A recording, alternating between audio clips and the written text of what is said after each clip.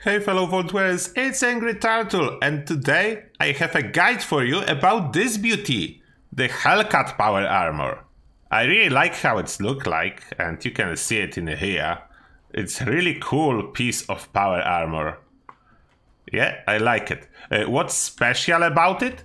It does have a special effect, reduce incoming ballistic damage by 2% per power armor piece, excluding the helmet. So you can see helmet does not have it, therefore it's total of 10%.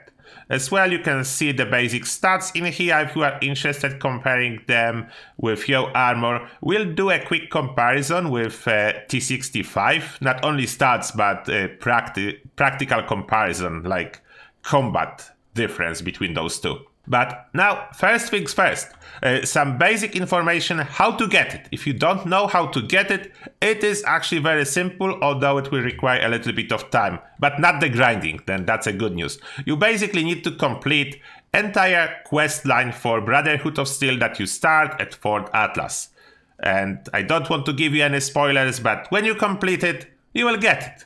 You will get this set and you will get the ability to craft it.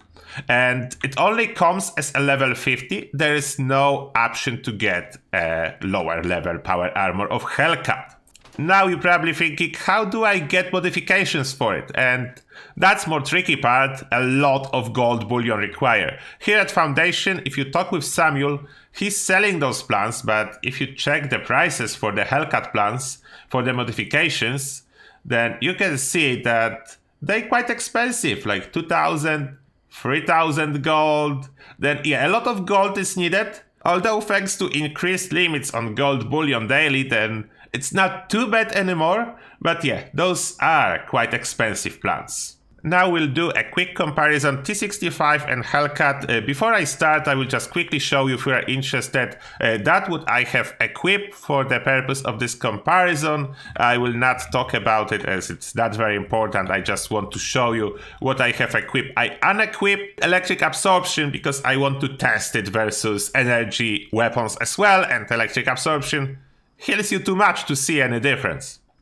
Now, first, how my stats will change between those two power armors. Let me get them out, both of those. The Hellcat and the T65. Now, if I enter the Hellcat, I will show you my stats. And here you can see the stats. 488 ballistic, 200 fire, that's from my legendary perk, 372 energy, 320 radiation resistance.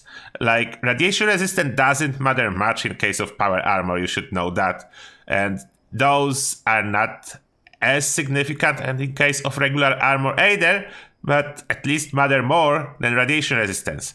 Now, the other set, you can see much higher resistance, over 100 more for all type of resistances. Then on paper it does look great, but now we have a question: how does it look like in combat, in action, in practice? How much it helped that this one have much higher damage resistance but do not have a special set effect? Then let's jump into it. And for the first test, I'm here with my assistant, Mr. Gatsy, and we'll be testing ballistic resistance of both armor sets. And that's Hellcat, and you can see Gatsy is able to do 10 or 9 damage. Then it's like, we can round it up to like 9.5, about plus minus. Then you can see it here, you can calculate it much more exactly if you need to. And now we are grabbing the second set of power armor, T65, and let's see what will be the difference. And you can see that damage in this case is 10 or 11, then let's say 10.5. That will be about 10% difference, what means Hellcat will be about 10% better versus ballistic damage than T65, even though the resistance, different damage resistance is big. And now we have assistance from laser turrets. We are testing resistance to energy damage. Hellcat is first, and we'll measure the time, how long it takes for those two turrets to deal 150 damage. And timer is going on. As you can see, those stars are consistently hitting me. This is energy damage. And I will do the same test with T65 to compare what's the difference and how long we survived. Almost 19 seconds. And of course, in this test, the higher the timer, the better. The better the resistance, longer I can survive taking this damage. And now we measure T65 with much higher energy resistance on the card. You can see here on the Pip-Boy. And will it translate into much longer time required to deal 150 damage for those darts? Let's see. It's already better, and it's almost 21 seconds. That's about a little bit over 2 seconds, and that's a little bit over 10% for T65.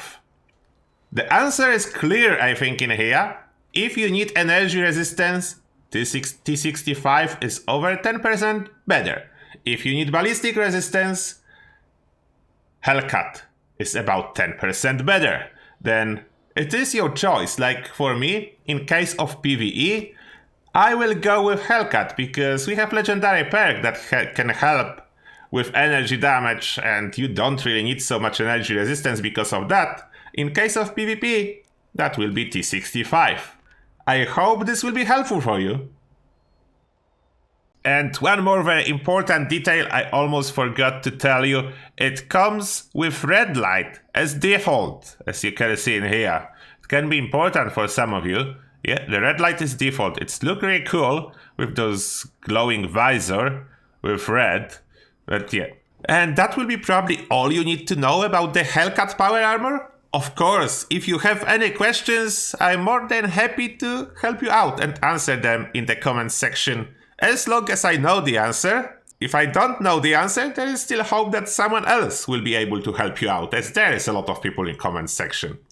And now, as always, thank you a lot for watching, and see you guys in the next one.